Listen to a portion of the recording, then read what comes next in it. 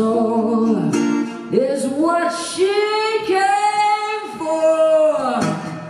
Whatever Lola wants, Lola gets.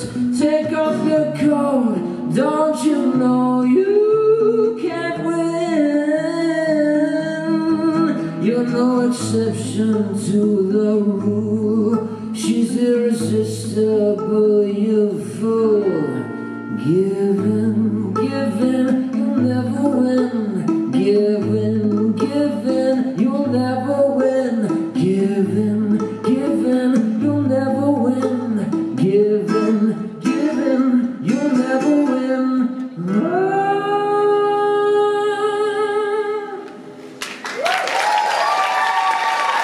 Thank you. I like to think that's the sort of song that would have gotten Dorian Gray his start in the life of debauchery. I don't know what else to do, but I'm here to do whatever you want, but within reason. Yes. So when you write your songs, does it usually start with a melody or with a text? Oh, usually I start with melody, actually. That's a good question. Yeah, I've only written one song in which the text came first. It's almost always the melody and the chords, and then I fit the words to match kind of the sounds that I'm hearing in my head.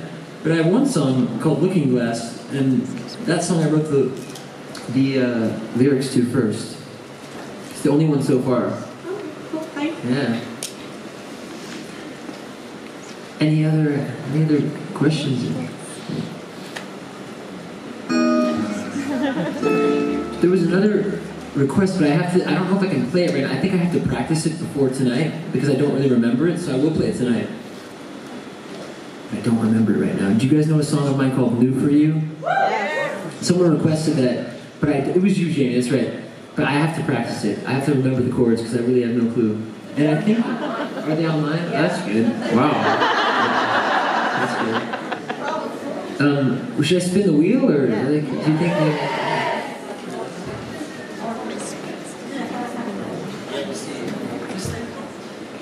yeah, if it tells me to drink, you'll know this thing is rigged.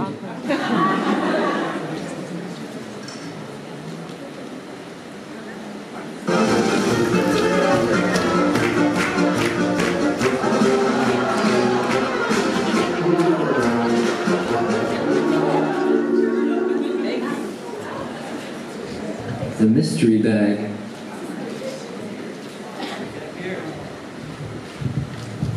Stand up for this one, maybe. Okay. Oh, that's actually really nice, but I'm not sure what I should do with this, because if I put them in my ears, then no one's going to want them. Should this, well, maybe it will, I don't know, but I wouldn't particularly want used headphones, used earbuds. I don't know what I should do with it. I mean, probably, right? Should I? And so who do I give them to throw them? Okay, you guys be careful, I'm going to throw these. But I'm going to do it like a bouquet stuff.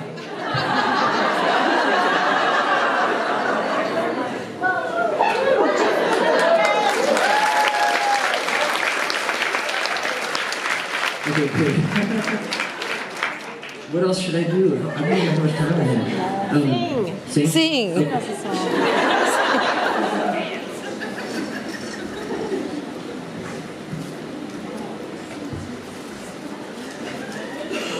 I'm wondering if there's a particular song.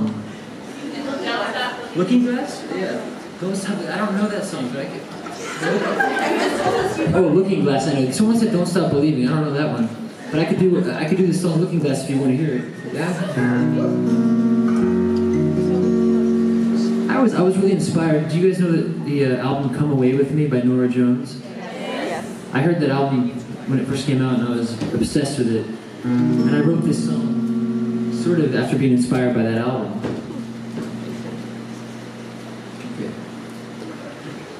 Hope you like it.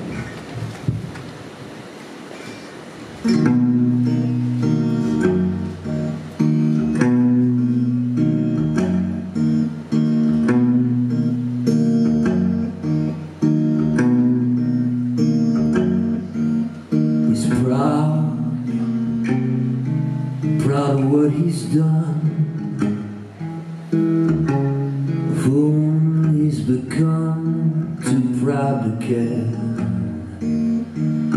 He stares into his own eyes, still don't recognize he's alone again. Hanging around like the nose on a clown, he's ashamed to be found in the state he's in. Oh, how he longs to believe he'll be strong long after he's gone away. You're fading far too fast, faster than December. Faithful looking glass, help me to remember. But I always act a fool, never thinking much about the things I do until I'm through. Like a little dog lapping at the floor, so my life goes the way it did before. Lord, my oh my, what a shame to deny everything that's in line with your ways. I'm listening, but my heart's next to kin with that same deceiver of old. You're fading far too fast, faster than December.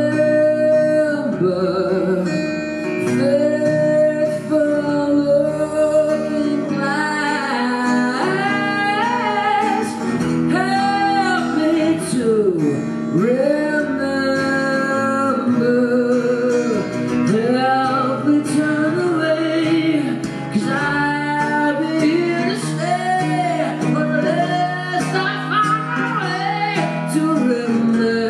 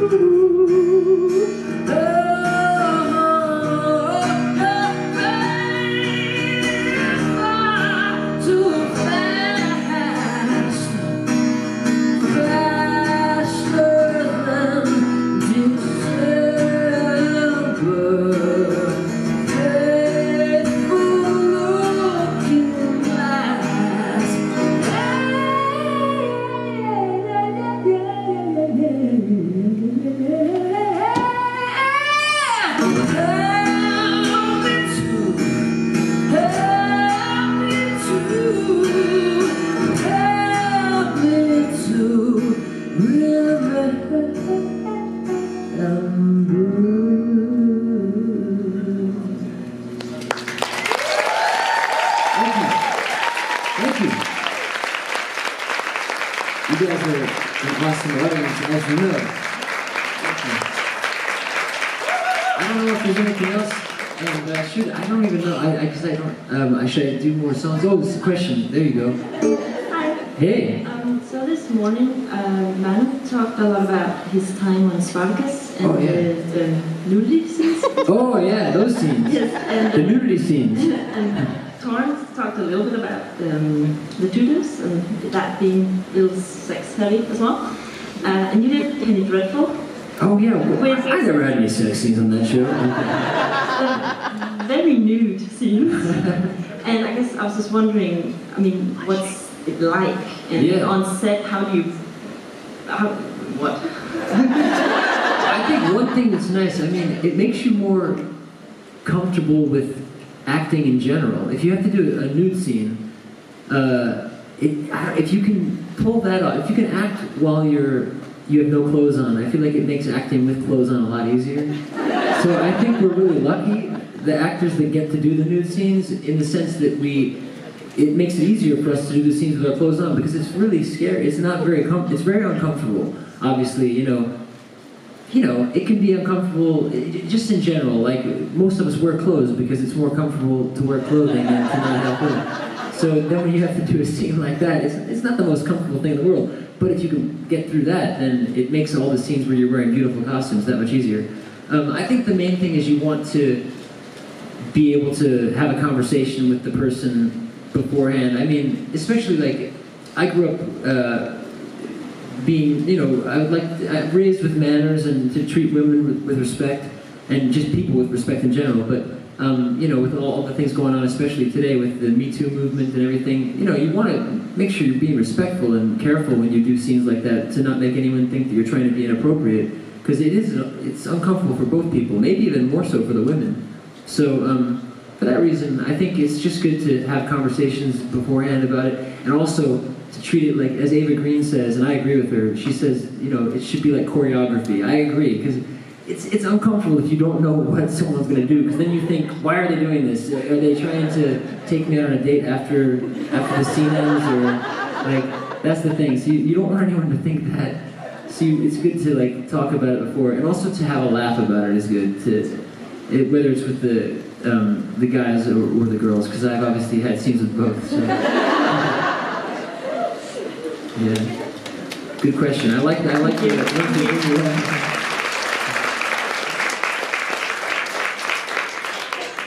Oh, here again. Related to that, do you have any good or funny stories? Maybe not even while that was happening, but like, at one point you had blood coughed on you during a sex scene. Oh, yeah. So you're like, oh, up the nose. That's right, I did. And Dorian really liked that. You know, anything random that you couldn't do? Well, generally speaking, thankfully, when you do those scenes, they will allow you to wear something. I don't know exactly what they call it. Cocksock.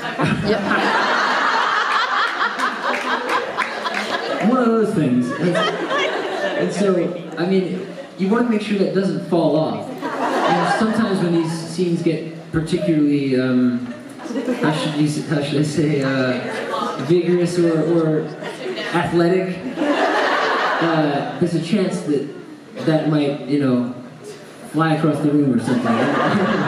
You don't really want that to happen, so that's one thing to me. I think that didn't happen to me, but I think I've heard that on our show that did happen with someone. That made me uncomfortable.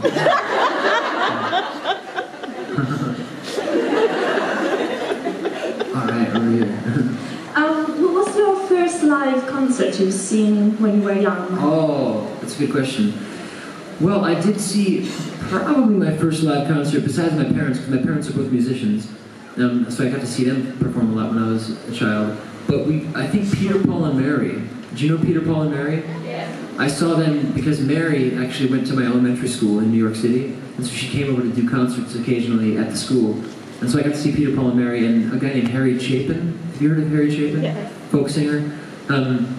So I got to see them quite a bit as a child, and who else? My first rock concert, though, was at Irving Plaza in New York City. And technically, the first person I saw in a rock and roll setting was Duncan Sheik, because he was opening for Jewel.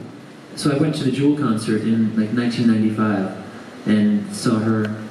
Yeah, that was probably the first one. Thank you. Yeah. Any more? Hi. Oh, I see. Oh, yeah, there you I go. was hiding behind the car. Oh, yeah. I don't know if people now, so I was going to say I've got 2 questions, if it's all right. You were hiding well. I didn't see you there at all. Hiding back as well, so that helps. Okay, so I wanted to ask, did you actually get to keep any of the beautiful costumes or props from Penny Dreadful? I did. I told Gabriella, our amazing costume designer, that I'd like to... Do you remember the end of season 2 of Penny Dreadful, the scene where Lily and Dorian are confronted by Dr. Victor Frankenstein, played by Harry Treadaway, and he shoots both of us, and we start dancing in a blood kind of waltz. So I told Gabriella that I would love to wear that tuxedo at my wedding, which, I mean, I have no wedding plans, but I'm just saying, I just wanted to keep it for one day, and hopefully I can still fit into it when that day, you know, hopefully finally comes. But, yeah, or maybe you don't want that to happen yet, but I don't know. but no, I mean, yeah, either way. But I was saying that I would like to wear that, but I don't know if I would, because I think maybe, I don't know if a woman would like for their groom to be dressed in white as well, so I don't know, but I do have that costume. They gave me one of those, which is amazing. Thank you. Yeah. I didn't keep those things. All right, over here. I was wondering if you've ever received a piece of advice from a family member or a friend, or someone you worked with when you first started in the industry that you still carry with you today? Yeah, someone asked me that question the other day, and I have a dear friend who's an amazing musician, blues guitar player and singer named Coco Montoya, and he gave me the advice. I bet most of you don't know who this person is, but there's a blues guitarist that I love named Albert Collins, and he was big in the '80s around the time of Stevie Ray Vaughan, who you may know him, possibly, maybe not, but and so Albert Collins told my friend Coco Montoya. He gave me the advice of "take your time, son," which I think is very good advice. I don't like to rush with anything. You know, I like to take my time. So I think that's some good advice I've kept. Thank you. Yeah, you're welcome. No problem. Hi. My question is more around, so like in terms of what you sing and what you listen to, has there been any musical genres that you've kind of listened to later on? As you've gotten older, that you kind of thought actually maybe before you weren't as interested and you thought, okay, this might not be something that I'll enjoy, but now you actually do quite enjoy listening to? Yeah, that's a good question. I'd like to think that I've always enjoyed a pretty wide range of musical styles, everything from the stuff that was on the radio when I was a kid, and obviously blues and jazz and folk music, a lot of stuff from the 60s and 70s and the 50s and even earlier than that, but I like all that, but I think probably the style that I had grown to like more, that I didn't necessarily like when I was younger, is certain genres of electronic music. It's actually a really cool person named Vladimir Ushachevsky, who was like one of the early electronic music pioneers, and maybe that's what opened my mind to it being a cool thing, because I don't know, I love the idea of someone playing a real instrument, and I just like that. So I never got into electronic music until much more recently. But now I like certain things. Yeah. Thank you. No problem. Maybe you have another question? Oh, yeah. All right. Hi. I'm actually a bit curious about your fashion style. Yeah. What do you want to know? Because it's very particular. Do you have an influence from like particular time period, like vintage style? It's very niche, and I don't know how to describe it, but I'd like to know where you actually derived your style and dress code influence from, because it's very it's like a feast for the eye as well. It just fits with everything that you kind of represent, but I'm also curious where you actually get the Thank you. inspirational influence. I love your dress, by the way. I was going to tell you that earlier. Thank you. You're welcome. But I grew up in a very artistic family that encouraged us to wear whatever we kind of want. When we were kids, our mom used to dress us in like only Japanese clothing, which is kind of interesting because we lived in New York, but like for years we only wore Japanese clothing, and like the only American stuff we would wear would be like rhinestone-studded denim jackets and like really like out there stuff. So maybe that's part of how I got to. But I think I love vintage clothing. Most of the stuff that I end up buying is, well, not most. I mean, I like to mix old and new.